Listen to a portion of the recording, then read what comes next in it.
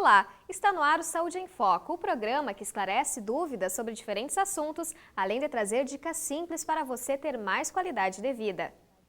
Toda mulher gosta de estar com as unhas bem feitas, mas para não prejudicar a saúde, é importante ter alguns cuidados com a higiene, como, por exemplo, esterilizar os materiais e utilizar lixas descartáveis. A atenção deve ser redobrada também na hora de tirar as cutículas. Saiba por quê na Dica de Saúde.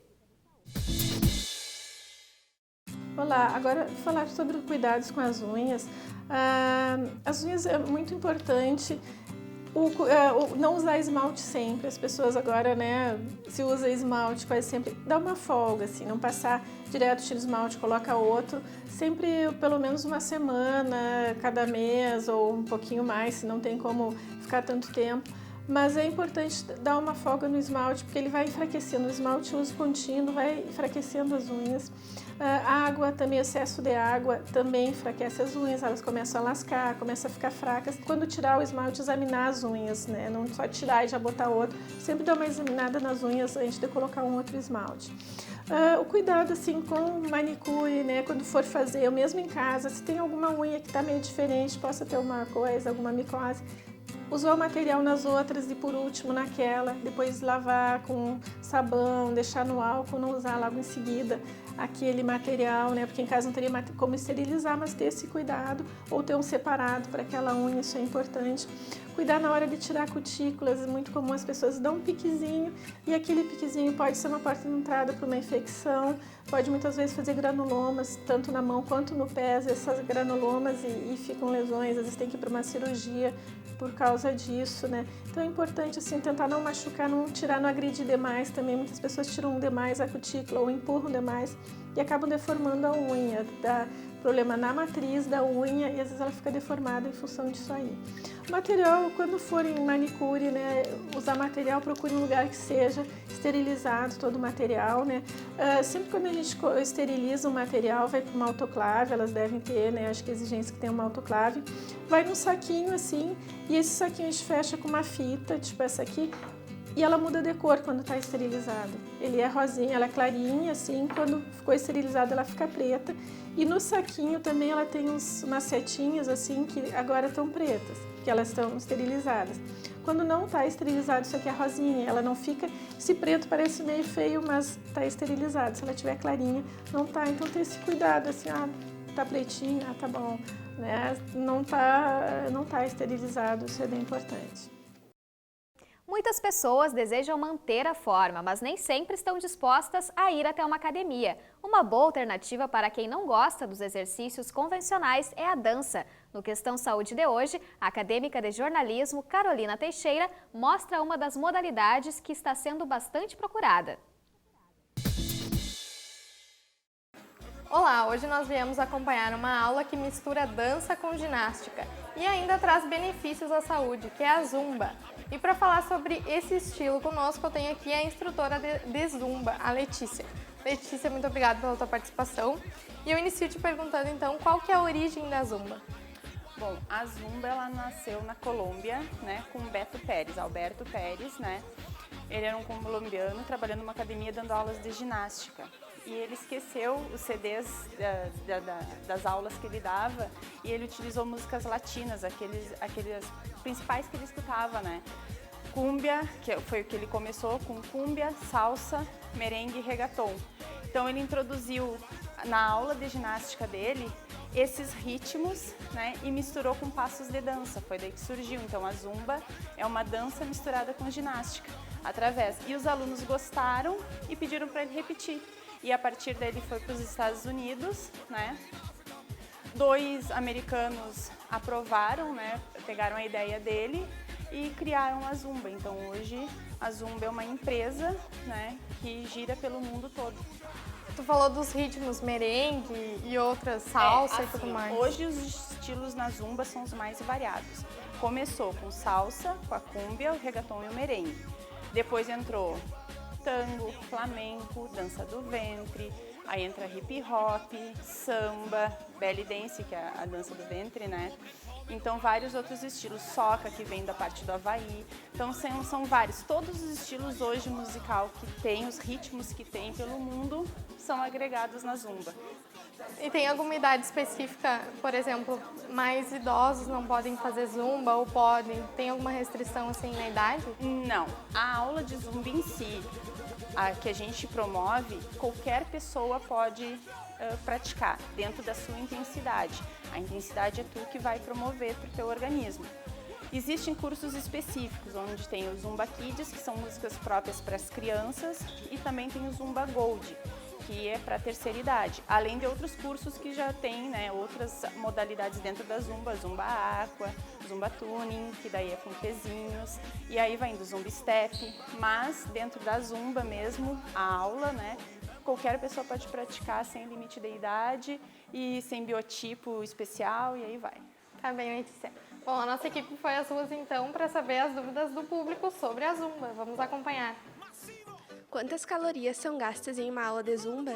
Assim, numa aula de Zumba são gastas em torno de 500 a 1000 calorias. Isso conforme a intensidade que a pessoa aplique na aula, né? Se a pessoa for mais enérgica, claro que ela vai gastar mais calorias, né? Se ela se mexer pouco, vai gastar poucas calorias. Então isso é conforme a pessoa. Para praticar Zumba é preciso saber dançar? Não. Assim, o objetivo maior da Zumba são músicas coreografadas. Só que o que acontece? A gente pede que a pessoa se solte, que a pessoa entre no clima como se fosse uma festa, como se estivesse indo para uma festa. Então não tem a obrigação de saber dançar. Além da perda de peso, quais os outros benefícios que a Zumba traz para a saúde? Tem o condicionamento muscular, tem o condicionamento cardiovascular, né? A parte de coordenação motora, a parte de desenvoltura, a pessoa começa a ter uma autoimagem mais positiva, por começar a se sentir melhor, começa a ficar mais alegre, as aulas são divertidas, então isso a pessoa leva para o seu dia a dia. Letícia, depois de quanto tempo de aula que as pessoas podem começar a notar um resultado físico da aula que praticam? Depende de quantas vezes a pessoa, quanto tempo a pessoa vem praticando, mas assim, ó, em 1 mês a 2 meses já começa a ver os benefícios que eu falei. Mas em termos assim de melhora cardiovascular, tonificação muscular, é que nem eu comento sempre. Isso vai depender do que cada pessoa, como cada pessoa vai executar as músicas, né? Então, como elas misturam movimentos da dança com movimentos de ginástica, então se a pessoa fizer os movimentos intensos, com vontade, claro que vai ter um resultado muito mais rápido. E quantas aulas que são recomendadas por semana, por exemplo? Se quiser, pode fazer todos os dias. Não tem nenhuma restrição quanto a isso? Eu dou aula de segunda a sexta, tranquilo. Então, qualquer pessoa pode praticar de segunda a sexta, desde que queira. E tem algum cuidado? Quais são os cuidados para fazer antes e depois de começar a aula? Assim, ó, roupa confortável, que não limite os movimentos, um calçado também apropriado, né? No caso, tênis, ou tem sapatos próprios de dança que também podem fazer com que deslize e tal, então também são apropriados, né? E os cuidados depois, geralmente o que é mais castigado nas aulas de Zumba? Os pés, né? Pernas, pés, mas os pés principalmente. Então, se sentir dor, se exigiu demais do corpo e sentiu dor, o que faz? Faz uma massagem nos pés, faz um relaxamento para os pés, que já alivia toda essa questão do cansaço. E existem outras atividades físicas que podem complementar a Zumba? Com certeza, porque ela é uma atividade, por mais que tenha movimentos de tonificação junto, ela é uma atividade considerada mais aeróbica, né? Então, se conciliar com atividades resistidas como a musculação, pilates, qualquer outra modalidade, melhor. Tá bom, então, Letícia, obrigada pela tua participação e pelas tuas informações sobre a Zumba. Obrigada. Tá. A questão saúde fica por aqui, até a próxima. Você acabou de acompanhar os inúmeros benefícios da Zumba para a saúde. Mas não basta apenas realizar atividade física. É preciso também cuidar da alimentação antes e depois dos exercícios. Veja só. Olá! A dica que temos para dar hoje é com relação à alimentação pré e pós-exercício físico. Todos sabem que a atividade física ela demanda energia, assim como outros nutrientes, como carboidrato, proteína e mesmo os lipídios. É importante sabermos que antes do exercício eu preciso preparar o meu músculo para a realização desse exercício, que terá um gasto energético.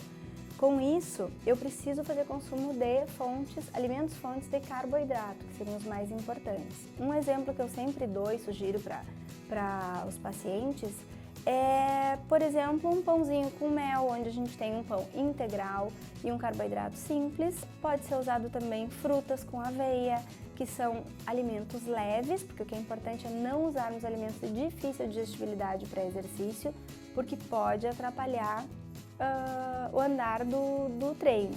E quando eu falo em exercícios de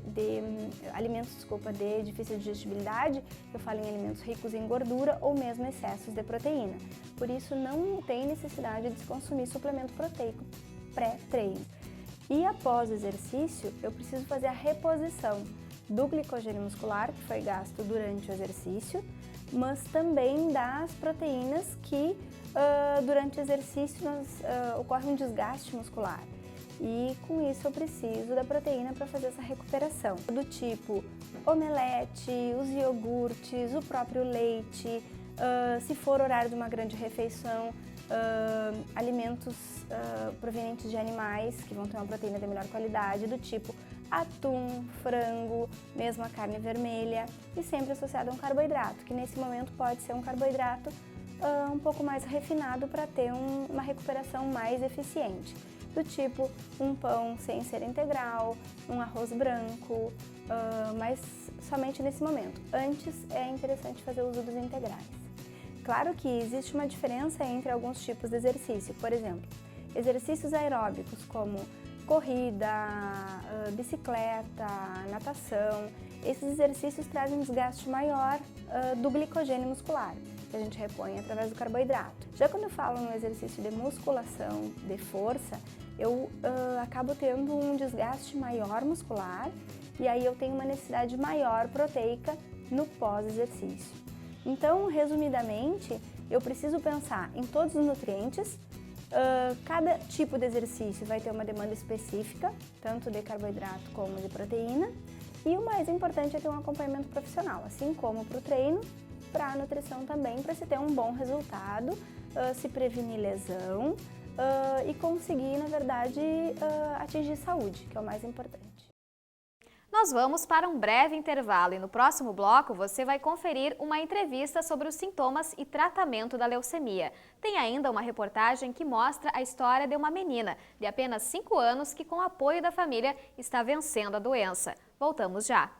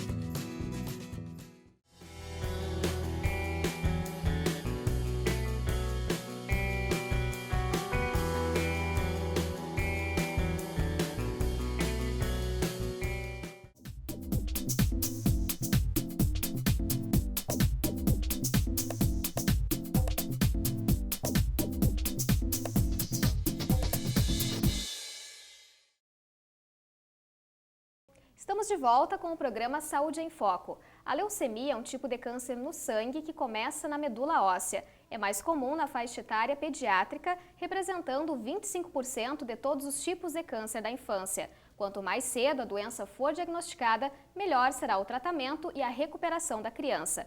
Por isso, é muito importante que os pais conheçam os sintomas da leucemia e, ao perceberem os sinais, procurem o acompanhamento médico. Sobre este assunto, eu converso hoje com o oncologista pediátrico, o Dr. Malber Moreira. Muito obrigada pela sua participação e seja bem-vindo ao programa. Doutor Malber, antes da gente começar a nossa entrevista, né, o nosso bate-papo sobre leucemia, eu gostaria de convidar o senhor e também o pessoal de casa para assistirem uma reportagem que mostra o caso de uma menina de apenas 5 anos, que com o apoio da família está vencendo a luta contra a doença. Vamos conferir. Helena tem 5 anos e, assim como as crianças da mesma idade, usa toda a imaginação e criatividade nas brincadeiras.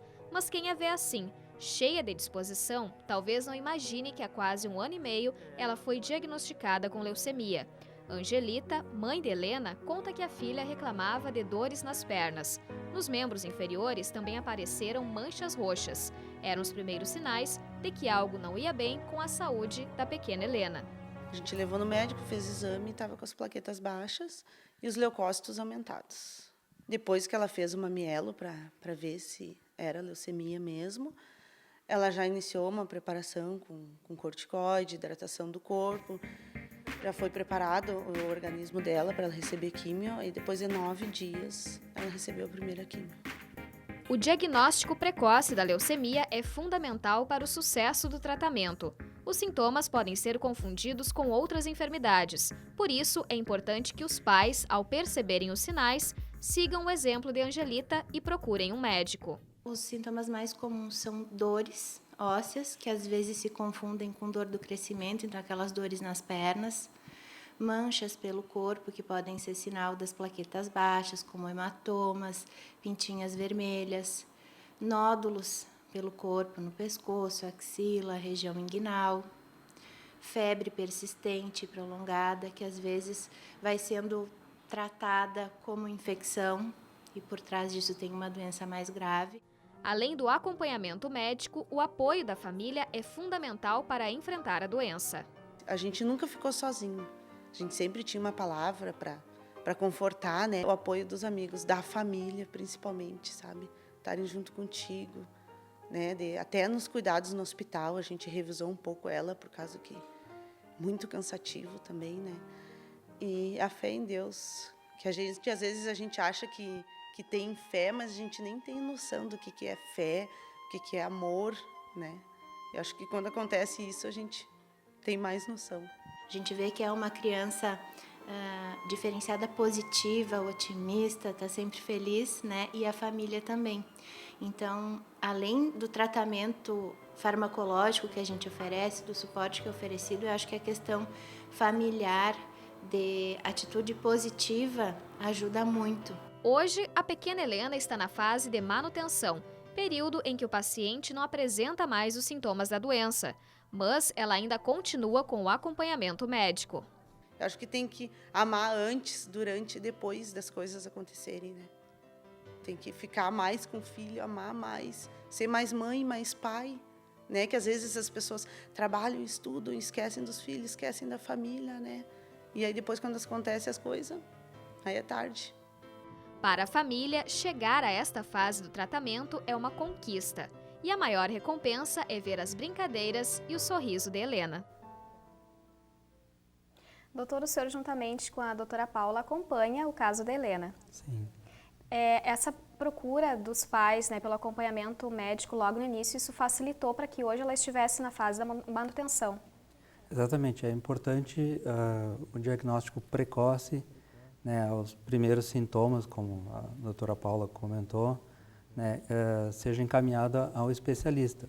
Tanto a família percebendo esses sintomas, né, os nódulos que não regridem, a febre muito persistente, a dor principalmente em membros inferiores, né, levar no pediatra, e o pediatra também está orientado para qualquer alteração que não seja as doenças mais comuns da infância, que encaminhe por especialista, né, para que o diagnóstico seja o mais precoce possível, né. A leucemia, geralmente a gente fala de uma forma geral, mas existem diferentes tipos de leucemia. Gostaria que o senhor explicasse um pouquinho. Sim, as leucemias elas podem ser divididas dependendo da parte do sangue, das células do sangue que são afetadas, elas podem ser leucemias linfocíticas ou leucemias mielocíticas. Tanto uma como a outra podem ter a sua forma aguda como a forma crônica, né? Então, a mais comum da infância é a leucemia linfocítica aguda. A leucemia mielocítica aguda, ela vai ser mais incidente na adolescência em diante, né? No caso da Helena, qual que era o tipo de leucemia? Na Helena, ela tem uma leucemia linfocítica aguda. E como que é o tratamento nesse caso? O tratamento ele possui por fases, né? É um tratamento prolongado. Tem uma fase que a gente chama de indução, que é onde a gente procura combater e fazer com que desapareça toda a doença, né? Desaparecer os blastos, que a gente chama em remissão. Atingida a remissão, o restante da quimioterapia é chamada de manutenção, justamente para que a doença não volte, né, e não desenvolva resistência à medicação. Esse período é mais prolongado, 1 ano e meio, 2 anos, justamente para evitar a recidiva da doença, né? Mesmo não apresentando sintomas, né, nesse período da manutenção, então a criança, né, o paciente, continua com esse acompanhamento. E depois, ao longo da vida, né, quando for adolescente, adulto, ele precisa ainda ter esse acompanhamento médico? Sim, a gente mantém o acompanhamento após o término do tratamento, porque são tratamentos agressivos, né, com efeitos colaterais tanto durante o tratamento como podem aparecer efeitos tardios, como a gente chama. Então, nós somos responsáveis por esse tratamento e ao longo da vida também procurando identificar esses efeitos que possam acontecer, né? Lógico, durante o tratamento a gente é um risco que a gente calculado, né? Procurando evitar esses efeitos adversos, mas a gente sempre acompanha por um bom tempo. Nós temos pacientes que acompanham há 30 e poucos anos para identificar essas alterações que porventura possam acontecer. Em que casos que é necessário o transplante de medula óssea? Bom, ao diagnóstico a gente procura identificar alterações, principalmente ao nível molecular e genético, que predisponham que a gente sabe que a evolução não vai ser curada só com quimioterapia, que a gente chama de alterações de mau prognóstico.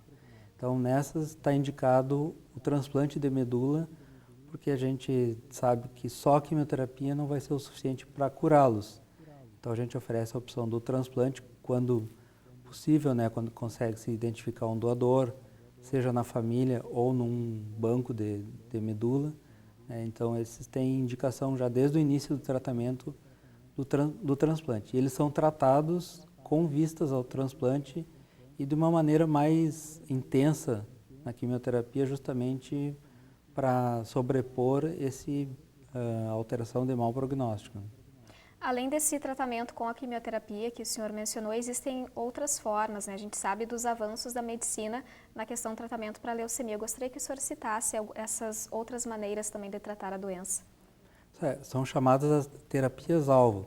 Então, como eu falei, ao diagnóstico, se identificando essa alteração genética, algumas delas a gente já possui fármacos que podem ser direcionados a essa alteração, para fazer, determinando que a cura seja mais efetiva, com poucos efeitos colaterais.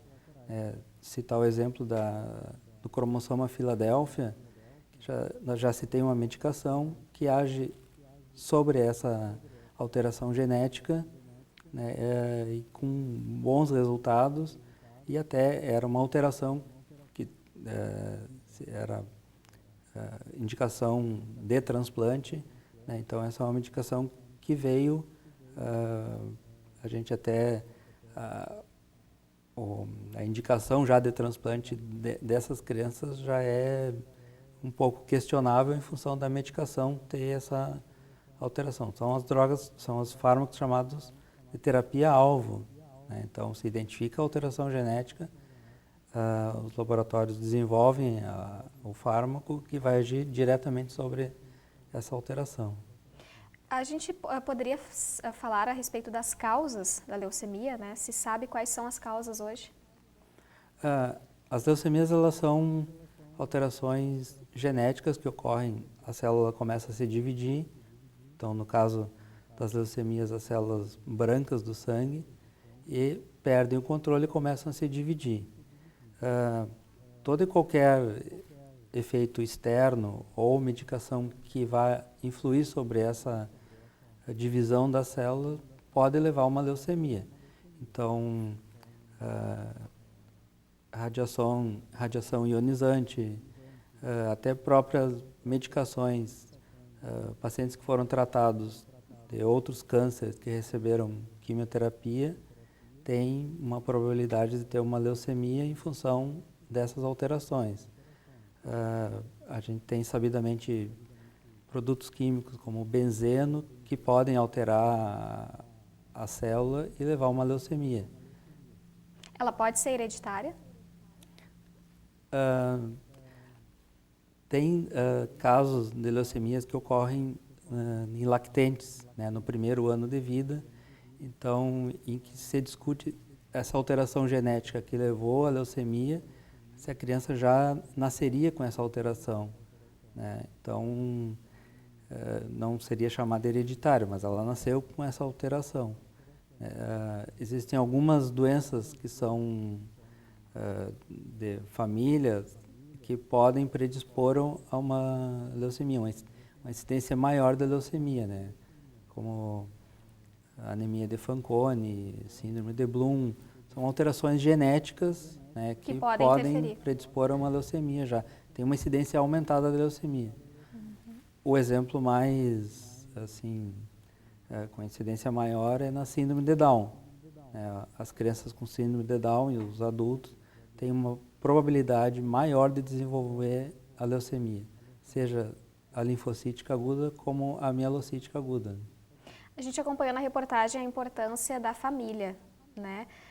O senhor acredita que quando a família, durante o tratamento, ela tem uma atitude mais positiva, ela está mais presente, isso contribui para a recuperação da criança?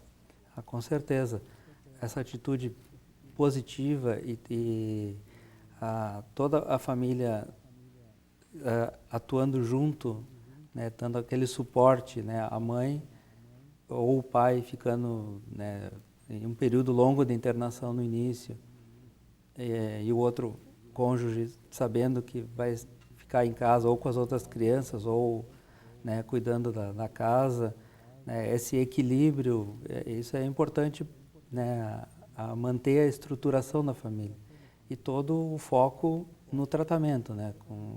A gente observa que aqueles que estão focados no tratamento, que tem toda a questão de higiene, alimentação, toda, né, com cuidados, evitar infecções, tudo isso. Quando todos estão empenhados nessa manter o paciente, né, num ambiente mais saudável, isso a gente observa que eles evoluem bem. Tem a quimioterapia transcorre de uma maneira mais